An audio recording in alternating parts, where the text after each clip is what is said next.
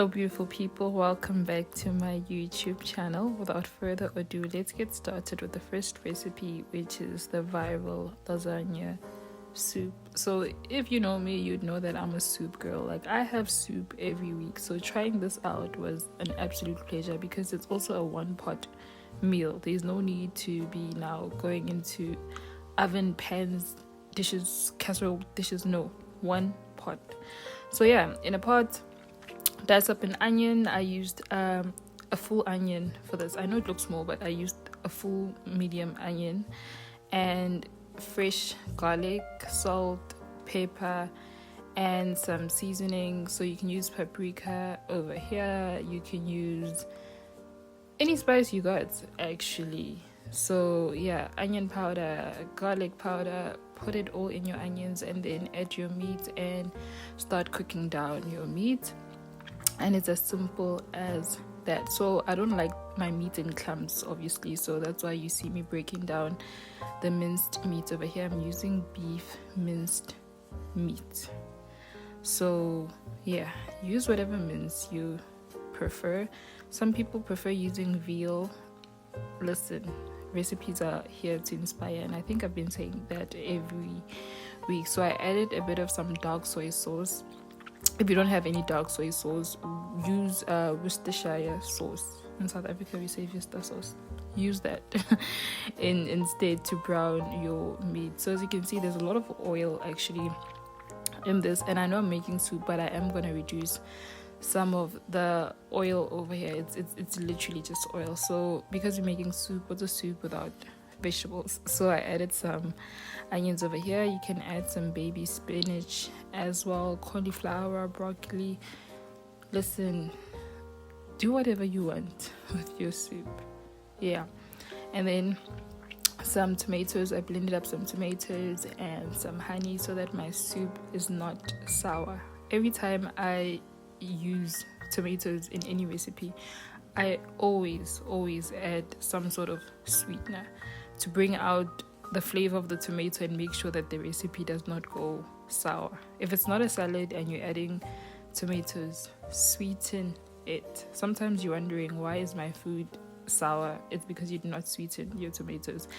And then over here, I added some chicken stock. By the way, the measurements are going to be in the description box. So yeah, I understand sometimes people are scared to cook some recipes because they see it online and they're like, hi bo, but what about the measurements? I don't want my food tasting funny, because whenever I measure or whenever I freeball it, it doesn't come out properly. So yeah, always check out my description boxes. But then also, you do have to trust yourself as a cook at one point. So that's why I always say my recipes are to inspire as well. And then I added some coconut milk to this recipe just to add a bit of some creaminess. If you have fresh cream, use that. By the way, if you suffer from PCOS, use coconut cream or coconut milk. Or if you're just trying to lose weight as well, use the plant-based option. So that is my go-to. So here's what I realized after cooking down this lasagna, because I cracked some lasagna sheets in the pot, right, because we're making lasagna soup. This is when I realized, no, it's not a soup, it's giving bolognese. So it was very rich in the beginning, and I added some cream cheese. Then the next day I was like, no, I want that soup consistency, so I added more stock. So this is what I wanted. The following day I just added some chicken stock, light chicken stock. I didn't want to make it so salty. And then I served it up, and this was the soup consistency I wanted, and some cheese, and we're done. Let's get into the next recipe. Here's some coconut fish. I honestly did not know what to call this recipe because it's not a curry, it's also not a stew, so it's fish in coconut sauce. So it's coconut fish. So yeah, I diced up some onions. Do a fine dice. If you want it more fine, I don't mind the texture of onions in anything actually, so that's why I decided to chop it up. And then I seasoned my fish with salt and pepper. Make sure you pat it dry and your fish is not watery. For we're about to do flash fry over it, or basically a sear. So you don't want to overcook this fish because it's going to go again in the coconut sauce. So some butter, you can use anything, olive oil, neutral vegetable oil, and fry on each side for a good 2 minutes. So yeah, it won't be cooked all the way. I just want that flavor of the sear, so yeah, I'm adding a textural element by frying my fish over here. And then in the same pan, add your onions, some garlic, salt and pepper again, and yeah, make sure all of that is cooked. I did add some parsley, dried parsley. If you have the fresh stuff, add. If you also want to turn this into a curry, you can add your curry spices or your curry paste. Yeah, you can actually make this a coconut fish curry if you want to. So yeah, make sure everything was cooked. After that, I added seasoning, anything that I had. I like the taste of coconut milk actually, so I didn't want to overpower it with the seasoning, so I think I just added some barbecue spice over here. And then yes, some coconut milk went in. You can use coconut cream. Actually, as a hack, if you have coconut milk, put it in the fridge, it's gonna thicken, and then you have coconut cream.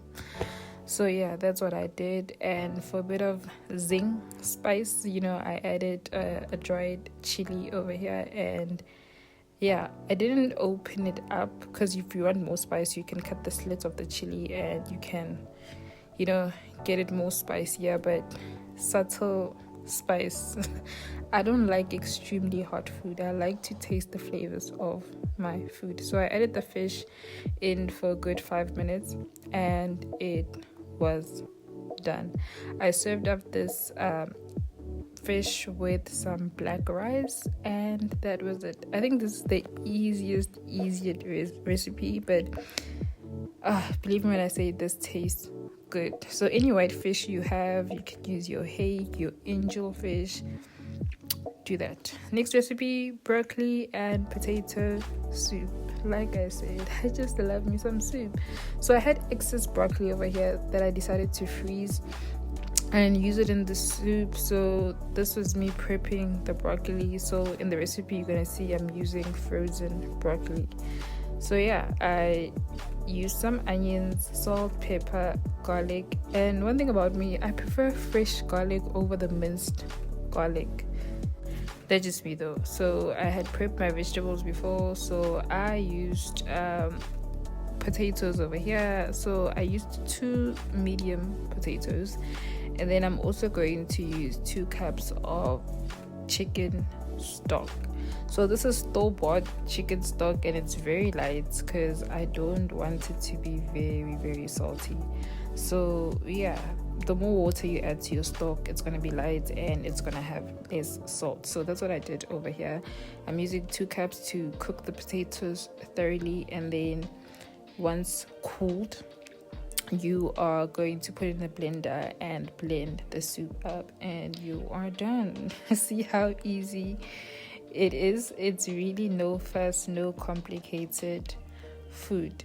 I actually want to make a recipe where I show that not every soup actually needs to be blended, because sometimes, just like the first soup, the lasagna soup, some soups just need texture. So yeah, if you don't have a blender, try the lasagna soup. If you have a blender, definitely try this out, because I have friends who say, what, soup tastes like baby food. I'm like, no, it doesn't.